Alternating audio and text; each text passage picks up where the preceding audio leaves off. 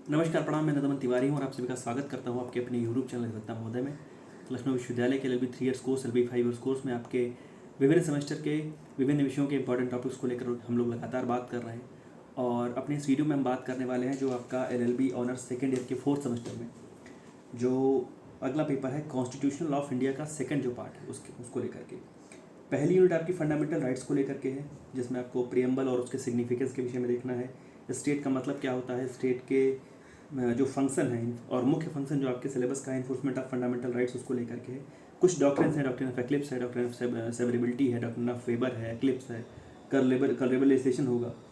और उसके बाद राइट टू इक्वलिटी है, जिसमें आपको डॉक्ट्रिन ऑफ रीजनेबल क्लासिफिकेशन, युक्त वर्गीकरण के विषय में पढ़ना है। और principle of absence of arbitrariness, यहाँ पर ईपी रोयप्पा का केस आपको पढ़ना होता है। और लेजिटिमेट एक्सपेक्टेशन। दूसरी यूनिट आपकी फंडामेंटल राइट्स को लेकर के है, आगे है आर्टिकल आपको 19 पढ़ना है, फ्रीडम ऑफ स्पीच है। उसके बाद फ्रीडम ऑफ स्पीच एक्सप्रेशन है, freedom of association, freedom of movement है, freedom of reside and settle है, freedom of trade, business and profession है। और जुडिशल इंटरप्रिटेशन, रीजनेबल रेस्ट्रिक्शन, सारे में रीजनेबल रेस्ट्रिक्शन आपको पढ़ने होते हैं। उसके बाद right to life and personal liberty है, उसका scope extent article 21, preventive detention है, राइट अगेंस्ट एक्सप्लॉयटेशन है, फोर्स लेबर है, और right to constitutional remedies article 32 और आर्टिकल 226 आपको पढ़ना होता है। इसी में एजुकेशनल और जो कल्चरल राइट्स हैं वो है, माइनॉरिटीज़ को लेकर के विशेष आपको तैयार होकर जाना है। और चौथी यूनिट जो है वो डायरेक्टिव प्रिंसिपल्स की, फंडामेंटल ड्यूटीज़ की, सोशल जस्टिस की है, जिसमें आपको विशेष रूप से directive principle of state policy और फंडामेंटल राइट्स का जो आपस में संबंध है, जो नेक्सस है। कई बार का ये ऐसा भ्रम हुआ कि माननीय उच्चतम न्यायालय ने कहा है कि directive principle of state policy जो है वो फंडामेंटल राइट्स पर भारी होगा, और कई बार ये लगा कि नहीं, फंडामेंटल राइट्स ही ऊपर है, सर्वोपरि है। तो ये देखना होता है कि FR भारी है कि DPSP भारी है, इसको लेकर के।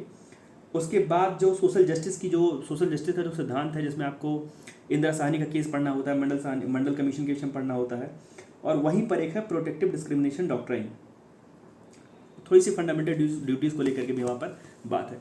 अब अगर हम एक एक करके सवालों को देखें तो सबसे पहले जो आपके लिए ज़रूरी चीज़ है वो आपका जो स्टेट है, स्टेट का मतलब क्या होता है। आर्टिकल 12 के अंदर डेफिनेशन ऑफ स्टेट का मतलब क्या होता है। पार्लियामेंट शामिल है, दोनों सदन शामिल हैं, राज्य की सारे विधानमंडल शामिल हैं। उसमें जो एक मुख्य सवाल आपसे पूछा जाता रहा है कि अदर अथॉरिटी का मतलब क्या है। एक तो लोकल अथॉरिटी और अदर अथॉरिटी है। अदर अथॉरिटी का जो एक्सपेंशन हुआ है, माननीय उच्चतम न्यायालय ने विभिन्न निर्णयों में, विभिन्न वादों में ये चीज़ कही कि फला भी शामिल है, फला भी शामिल है। तो जो फंडामेंटल राइट की इन्फोर्सेबिलिटी की जिम्मेदारी स्टेट की है, उस स्टेट की डेफिनेशन के अंदर कितने कौन कौन लोग आते हैं। जैसे अगर हम एक सवाल पढ़ करके देखें तो जैसे सवाल है कि संविधान के अनुच्छेद 12 के अंतर्गत मौलिक अधिकारों के संदर्भ में दी गई राज्य की परिभाषा की विवेचना कीजिए। और इसी प्रकार का एक सवाल है कि संविधान के अनुच्छेद 12 में आर्टिकल 12 में उपबंधित अन्य प्राधिकारी से आप क्या समझते हैं, अदर अथॉरिटी से आप क्या समझते हैं, निर्णीत वादों की सहायता से इसकी विवेचना कीजिए। तो जिस समय आपको आर्टिकल 12 के विषय में लिखना है, जिस समय आपको अदर अथॉरिटी के विषय में लिखना है, उस समय वहाँ पर देख लीजिएगा कि 2 से 3 आपके पास कुछ केस हों। जैसे 1-2 बार इस प्रकार का सवाल भी पूछा गया है कि क्या लखनऊ विश्वविद्यालय स्टेट है, क्या सहारा इंडिया स्टेट है, क्या LIC स्टेट है, क्या BCCI स्टेट है, क्या जो बार काउंसिल ऑफ इंडिया है वो स्टेट है। तो इस प्रकार से जो स्टेट की डेफिनेशन को थोड़ा सा बड़ा किया गया है, उसको लेकर के आपसे सवाल लगातार पूछा जाता रहा है।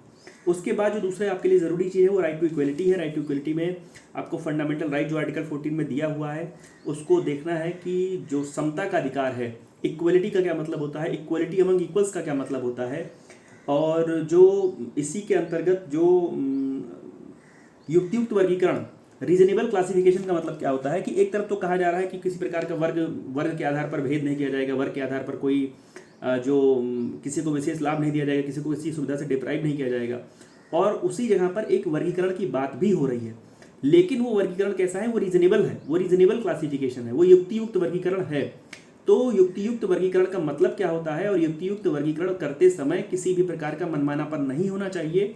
इसलिए मनमानेपन के विरुद्ध संरक्षण भी सबको फंडामेंटल राइट की तरह अवेल कराया गया है। वहाँ पर आपके लिए ईपी रोयप्पा का केस जरूरी है। जैसे सवाल है कि फंडामेंटल राइट जो है आपका, राइट टू इक्वलिटी, उसको परिभाषित कीजिए, डिफाइन करिए, इलस्ट्रेशंस दीजिए, और इलस्ट्रेशंस की सहायता से रीजनेबल क्लासिफिकेशन का मतलब समझाइए। जो रीजनेबल क्लासिफिकेशन समझा रहे हैं उस समय आपको जो प्रोटेक्शन अगेंस्ट आर्बिट्रेरीनेस है, मनमानेपन के विरुद्ध जो आपको संरक्षण मिला हुआ है, उसको लेकर के देखना है। एक बार दो थोड़ा जोड़ करके एक दो बार क्या हुआ है कि वैध प्रत्याशा भी पूछी गई है। जो लेजिटिमेट एक्सपेक्टेशन का सिद्धांत है वो इसी के साथ जोड़ करके पूछा गया है कि किस चीज़ की प्रत्याशा करना वैध है। जो आपकी एक्सपेक्टेशन है वो किन चीज़ों की एक्सपेक्टेशन आपकी लेजिटिमेट है। लेजिटिमेट एक्सपेक्टेशन का जो सिद्धांत है उसका मतलब क्या है। तो यहाँ से आपके लिए दो तीन चीज़ें बहुत ज़रूरी हैं। जिस समय आप फंडामेंटल राइट्स के विषय में पढ़ते हैं, जिस समय आप फंडामेंटल राइट के प्री कॉन्स्टिट्यूशनल लॉज और पोस्ट कॉन्स्टिट्यूशनल लॉज को पढ़ रहे हैं, उस समय आपके लिए एक डॉक्ट्रिन है क्लिप्स का, वो आपके लिए जरूरी पड़ जाता है। ग्रहण का सिद्धांत जरूरी पड़ जाता है। सेवरेबिलिटी का जो सिद्धांत है कि अगर जब आप जिस समय आप आर्टिकल 13 पढ़ रहे हैं कि किसी भी प्रकार का कोई ऐसा कानून जो अब संविधान पारित होने के बाद का है, अगर वो किसी प्रकार से कंट्रेरी है, अगर वो किसी प्रकार से विरोध में है, किसी प्रकार से मूल अधिकारों के उल्लंघन में है, तो उस प्रभाव तक वो शून्य हो जाएगा जिस प्रभाव तक उसको बिना पूरे चीज़ को डैमेज किए उसको अगर पृथक किया जा सकता है तो उसको निकाला जाएगा। तो इस प्रकार की जो दो तीन डॉक्ट्राइंस हैं वो किसी फंडामेंटल राइट के सवाल के साथ आपसे जोड़ करके पूछे जा सकते हैं। तो अगर आप फंडामेंटल राइट्स के साथ उन डॉक्ट्राइन को पढ़ करके आ रहे हैं तो आपके लिए बेहतर है। तो यहाँ से आपको ये कई बार दो या कई बार तीन सवाल भी आपको मिले हैं।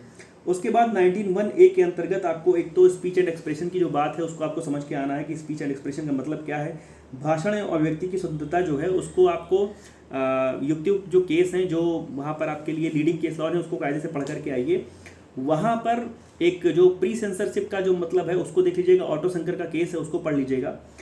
जैसे सवाल है कि निर्णीत वादों की सहायता से समाचार पत्रों के जो पेपर हैं, न्यूज़पेपर हैं, उनके पब्लिकेशन के ऊपर या फिल्मों के पब्लिकेशन के प्री सेंसरशिप का क्या मतलब होता है और किस हद तक वो प्री सेंसरशिप की जा सकती है। उसके बाद आपके लिए प्राण और दैहिक स्वतंत्रता जो है, right to life and personal liberty है, वो आपके लिए जरूरी है।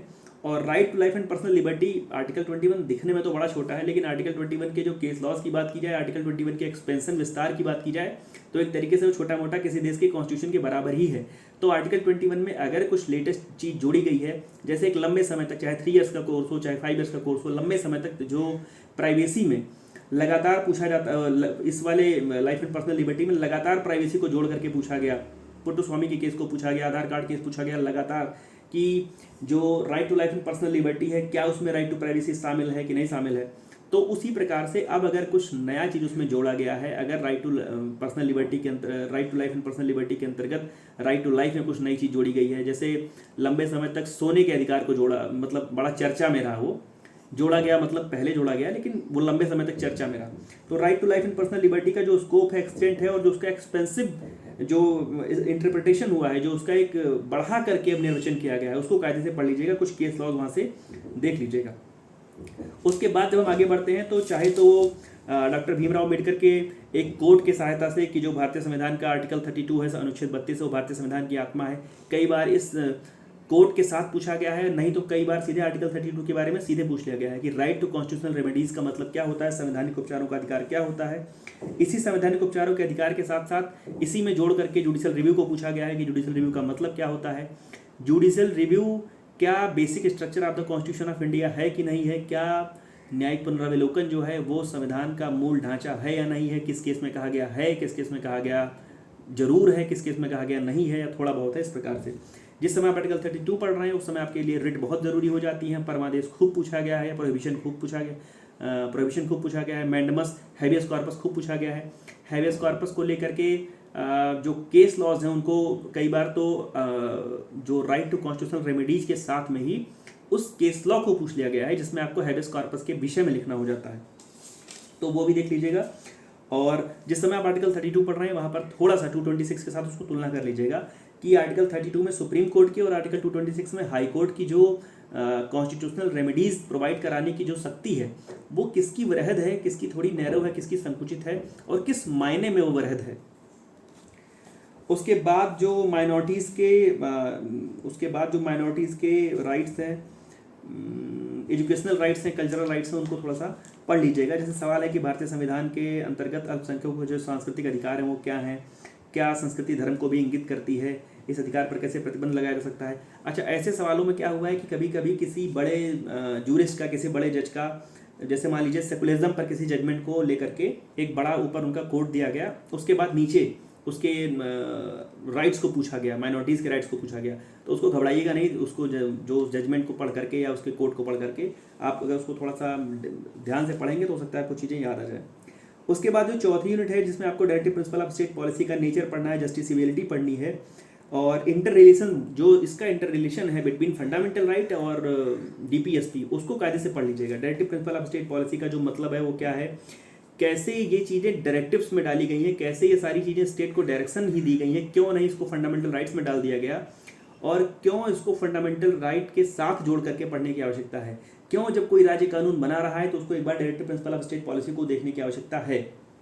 इस प्रकार से, जैसे अगर मैं सवालों को पढ़ूं तो सवाल है कि राज्य के नीति निर्देशित तत्वों की प्रकृति, directive principle of state policy का जो नेचर है उसका मतलब क्या है, उसका एम क्या है, उसके फंक्शन क्या है, उसकी विवेचना कीजिए, और संविधान के उन डायरेक्टिव्स की वो बताइए, डायरेक्टिव्स के विषय में बताइए जो सोशल जस्टिस की बात करते हैं, जो सामाजिक न्याय की बात करते हैं। सामाजिक न्याय की अवधारणा जिस समय बिहार में, जिस समय लोकसभा चुनाव पूरे देश में चल रहा है और बिहार में भी हाल में जातिगत जनगणना हुई, तो उसके बाद से एक, मतलब खैर शब्द तो ये बहुत पुराना है, टर्म तो बहुत पहली जो है बहुत पुराना है, इसको कॉइन बहुत पहले किया गया, लेकिन आज के डेट में सोशल जस्टिस का जो एक जो चर्चा है वो दोबारा से आ गई है, एक तरीके से कहें तो जो दोबारा से जीवंत हो गई वो चर्चा।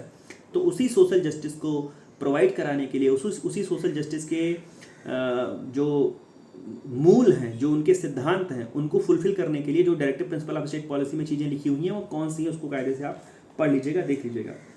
उसके बाद हम जब आगे बढ़ते हैं तो आर्टिकल 15 क्लॉज 4, 16 क्लॉज 4, लोक नियोजन में जो अवसरों की समता है, पब्लिक अपॉर्चुनिटीज में जो इक्वलिटी सबको मिलनी चाहिए, सबको समान अवसर मिलने चाहिए, उसका मतलब क्या है। और जिस समय आप 15 क्लॉज 4, 16 क्लॉज 4 पढ़ रहे हैं उस समय आपके लिए इंदिरा साहनी केस, मंडल कमीशन केस जिसको आप बोलते हैं, मंडल कमीशन का थोड़ा सा जो आंदोलन की पृष्ठभूमि, अगर आपके पास समय होगा उसको पढ़ लीजिएगा तो थोड़ी सी चीज़ें आपके लिए और बेहतर हो जाएंगी। तो directive principle of state policy और फंडामेंटल राइट वाला एक सवाल, और जो लोक नियोजन में अवसरों की समानता का एक सवाल, जिसमें आपको निर्णित वादों की सहायता से पिछड़े वर्गों के नागरिकों के आरक्षण की वैधानिकता की विवेचना करनी थी, कि कैसे 15 क्लॉज 4 और 16 क्लॉज 4 थोड़ा सा भेद करके, थोड़ा सा एक विशेष वर्गीकरण करके एक खास क्लास को कुछ अलग सा प्रोवाइड करा रहा है जो सबके लिए नहीं है, और वो जो उनको सोशली एजुकेशनली बैकवर्ड क्लासेस की जो SEBC की जो एक टैग है उसका मतलब क्या है, SEBC में कौन लोग शामिल होते हैं उसको कायदे से आप देख लीजिएगा। तो ऊपर से फंडामेंटल स्टेट का मतलब आपको देखना है, कुछ जो डॉक्ट्रिन है वो देखना है, इक्वलिटी पढ़नी है आपको, रीजनेबल क्लासिफिकेशन और principle of absence of arbitrariness देखना है। फंडामेंटल फ्रीडम में आपको freedom of speech and expression देखना है। उसके बाद right to life and personal liberty का जो वृहद दृष्टिकोण है वो देखना है। जो राइट टू कॉन्स्टिट्यूशनल रेमेडीज है उसको पढ़ना है, एजुकेशनल और कल्चरल राइट्स पढ़ने हैं, DPSP और फंडामेंटल राइट का रिलेशन देखना है, सोशल जस्टिस को समझना है। और अगर इसके बाद भी अगर थोड़ा सा बच पाएगा तो आप एक बार प्रिवेंटिव डिटेंशन का मतलब समझ लीजिएगा, उसमें जो एक बोर्ड बनता है कि वो कैसे एक बार में कितने दिन के लिए सजा देगा, इस प्रकार से तो चीज़ों को थोड़ा सा वहाँ से पढ़ लीजिएगा। जो भी आप चाहे वो फंडामेंटल राइट दोनों यूनिट शुरुआत के पढ़ रहे हैं, चाहे वो तीसरी यूनिट का राइट टू कॉन्स्टिट्यूशनल रेमेडीज पढ़ रहे हो, चाहे वो चौथी यूनिट का DPSP फंडामेंटल ड्यूटीज़ या सोशल जस्टिस कुछ भी पढ़ रहे हो, प्रयास कीजिएगा कि कुछ वहाँ पर आपके लिए जो रेलिवेंट केस लॉज हैं, जो लीडिंग केस लॉज हैं और जो कुछ विशेष घटनाएं हैं, कुछ विशेष तिथियां हैं, दिनांक हैं, अगर उसको आप लिख सकें तो आपका सवाल जो आपका जो जवाब है वो बहुत बेहतर हो जाएगा और आपको अंक अच्छे मिलेंगे। तो ढेर सारी शुभकामनाएं आप सभी को आपके इस पेपर के लिए। आपका जो अगला पेपर होगा उसके वीडियो को लेकर के मैं जल्दी आपके समक्ष उपस्थित हो जाऊंगा। तब तक जुड़े रहिए मेरे साथ। धन्यवाद। प्रणाम।